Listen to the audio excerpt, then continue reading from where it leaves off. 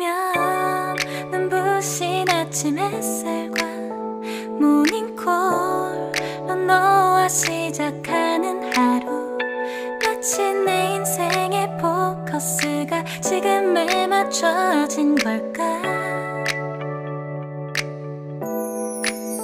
따뜻한 모닝커피의 향기가 오늘 하루도 날 기대하게 만드는 걸. 우리 오늘은 또 어떻게 지낼까. Hello guys! So, nandito naman po ako para mag-DIY ng case. So, kung nakikita nyo aking case, nabakbak po na yung kanyang design. So, nag-print po ako ng picture ko guys at inedit ko po ito.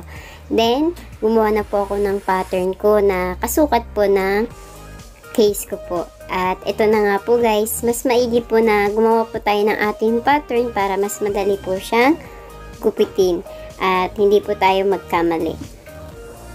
So, ito na nga guys, sinusukat ko na po yung ginawa kong pattern sa picture ko. Then, start ko na po siyang gugupitin guys.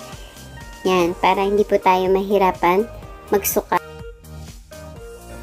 Kaya, gumawa po ako ng pattern. So, then, ito na nga guys, nagupit ko na po siya at susukatin ko na po siya kung nagswak po sa aking ginawang pattern. Yan. So, ganyan lang po siya kasimpleng gawin guys. At ito nga pong pinrint ko ay sticker po guys. Hindi na po tayo gagamit ng glue o anumang bagay na ididikit po sa ating case. So, sticker na po ang ginawa ko para hindi po tayo mahirapan na magdikit po ng picture.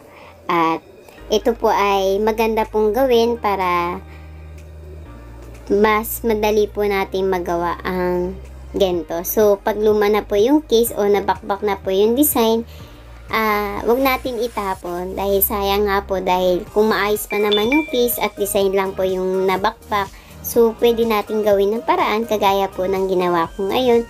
Nagprint lang po ako ng picture, at least po ay mas lalo pong maganda po ang ating case. Yan.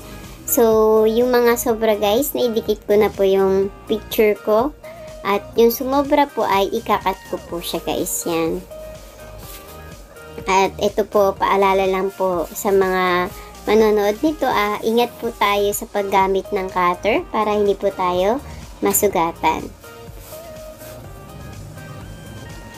Yan. Sana sa mga bago pa lang po sa aking channel, huwag niyo po akong kalimutan i-subscribe and click the bell po para lagi po kayong updated sa mga susunod ko pong video. At eto nga po, sana po magustuhan niyo po ang aking shinare na DIY case ko po. At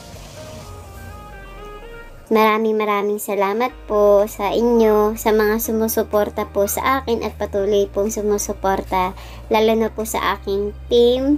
Yan, Team Puso. Maraming salamat po sa pag-support niyo po sa akin, at saka sa mga lahat po ng subscribers ko po, maraming salamat din po. At maraming salamat po sa mga silent viewers ko po. Yan. So, ito na guys, maganda na po yung aking case at mukha na rin po siyang bago. Yan, maraming salamat po sa panonood.